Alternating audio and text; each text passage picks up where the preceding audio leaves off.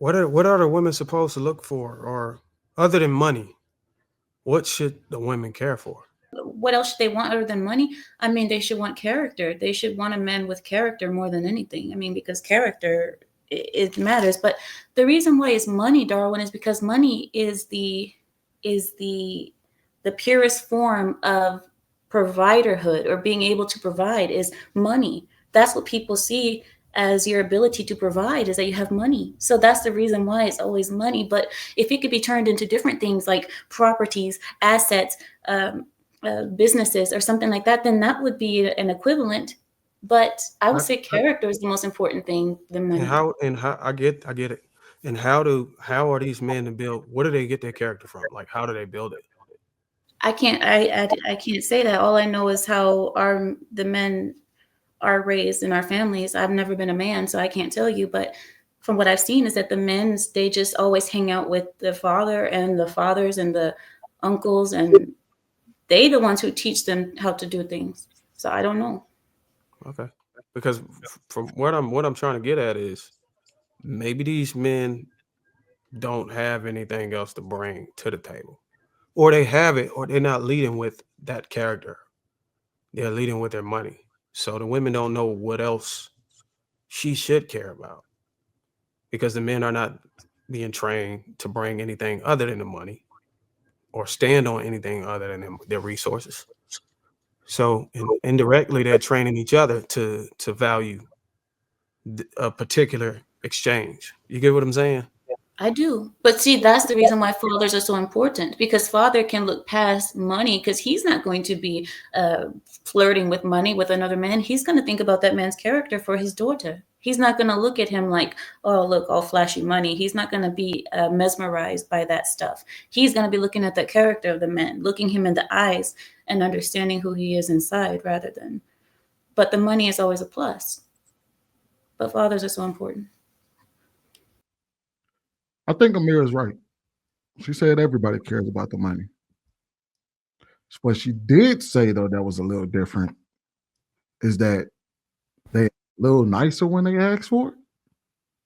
Potentially, maybe men over here wouldn't be as apprehensive of handing over their wallets if it was just asked a little bit nicer. Maybe y'all don't. Maybe if it came with a little appreciation, where it wasn't all about the money. And I think I seen that in the chat where a lot of people feel like, is it just the like where a lot of men feel like it's all about the money? It ain't nothing else. You don't care about anything else to get out of me except for my wallet. I think you know what I mean. I think if it came with a little appreciation, where you appreciated the person that you was commanding this money from, you know, somebody, if you asking for somebody to take care of you, you know what I mean, I would think that would come with a little level of appreciation. But as far as the passport, bro, I guess that's what they're seeking out. Is, you know what I mean? One of the things that they say is that they do go over there and they get treated better, even if it is just for the sex trade. Even if they just going over there to get their rocks off, it comes with a little more, just a little more. What's the word I'm looking for, Marcus? What's the word I'm looking for? Value proposition. Yeah. Then just when you over here and it's just like, you know, like, damn, it's gonna be like that. Like they at least they try to make you feel better when you get the whole experience. You know what I mean? Even if it's just for the sex trade, it comes with a better experience than over here. Whereas, you know what I mean, you walk down the block and I guess you know what I mean, it's give me my money and then it's all roughneck and shit. You be like, wait a minute now. I don't know, man. I don't know. I would like to pose a question to y'all as a panel though. Because we talked about finding good women, right? And I seriously want to ask y'all, when was the last time y'all had a man and a woman in y'all life and y'all said, let me try to fix these two people up?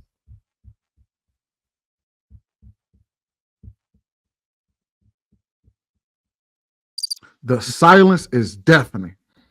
When you say fix them up, what do you mean, like hook them up? Hey, I think you're a good dude. I think this is a good woman. I think they'll work out together. Matchmaker?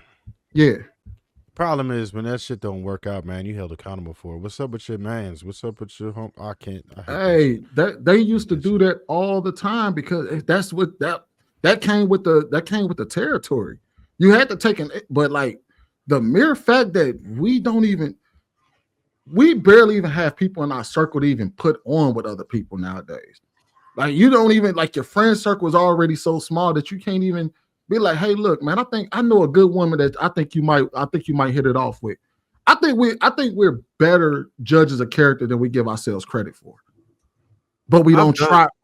But we don't try. I've done it before. I know scumbags and married people. That's it. Scumbags and married people. No one else. Every time I try to do that shit,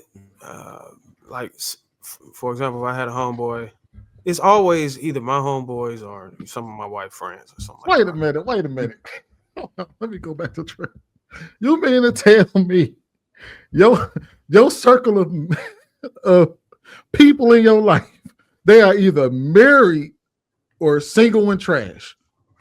Mostly married, but yes. God, do y'all not understand how jacked up that is? That we look at our friend and be like, man, either they are married and they already doing their own thing, or they're single and trash. So, Sweeney, you really brought up a good point.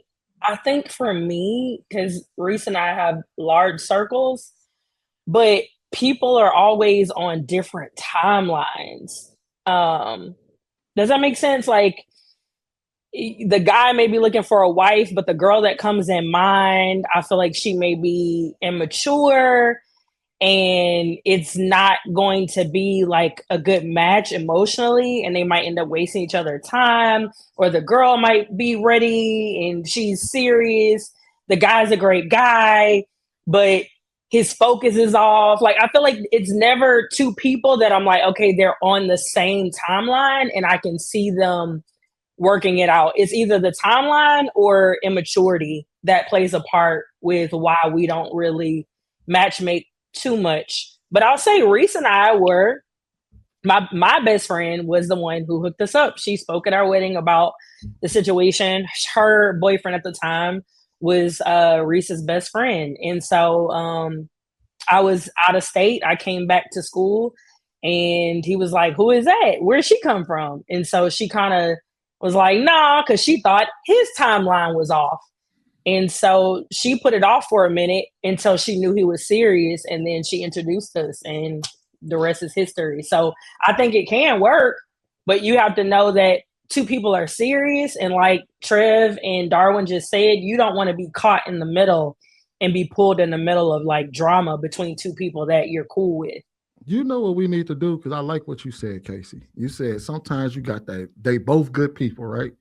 But one of them may be not, you know what I mean, not serious, and the other one may, you know what they used to do? You used to make that motherfucker serious. You used to walk up to her like, girl, you fucking tripping. Get your shit together. Or dude, bro, come on, bro. You got to get up out there. You got to stop playing around. And you know what? We used to do that, but at this big old age with everyone having their own families and careers and lives, like the older you get with people, I think the less energy you have for BS with friendships, right?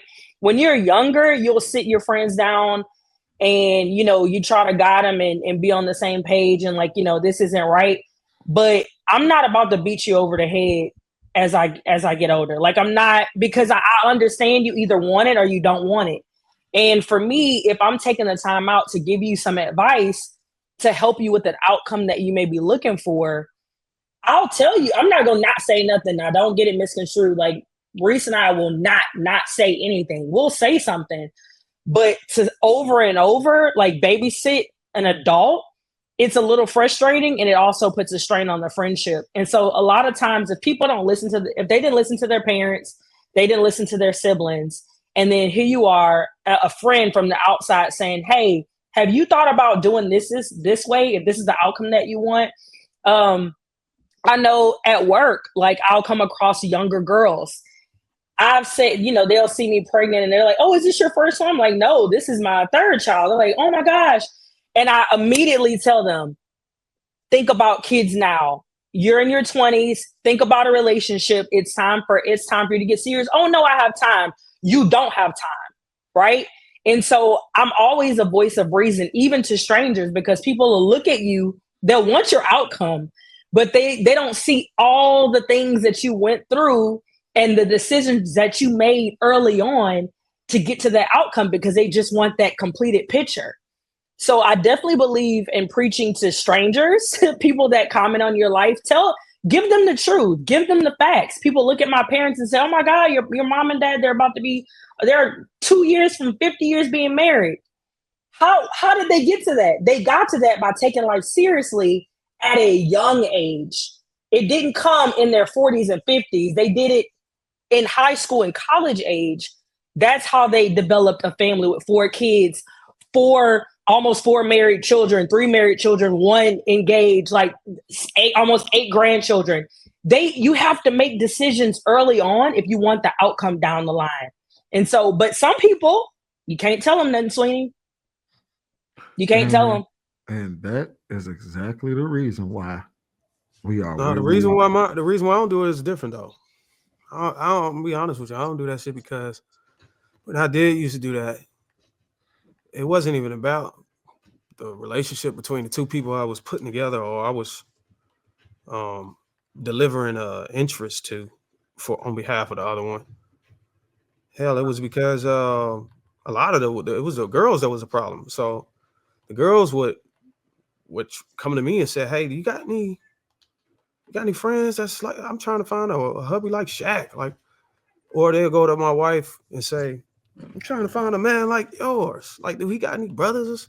And then my wife would look at that as you're probably looking at my husband a certain way. So, and that's why I kind of stepped up.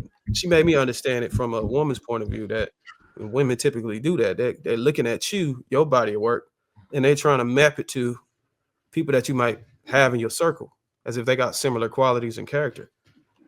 That's the reason why they would prefer you to hook them up with somebody. I'm like, it don't really happen like that, but I kind of understood my wife, like it just didn't sit right with her. You know what I'm saying? Because it kind of seemed like they were putting me up under microscope. Her female friends were putting me up under a microscope as if, they were checking me out, attraction, character, person, all these other things. So that's the only reason why I stepped out of it. But I used to always be like, yo, yeah, my wife got some friends that's showing up at the party. You know what I'm saying? You should pull up. You know what I'm saying? My wife got a lot of homegirls she went to college with and that was in the military with. You might find attractive.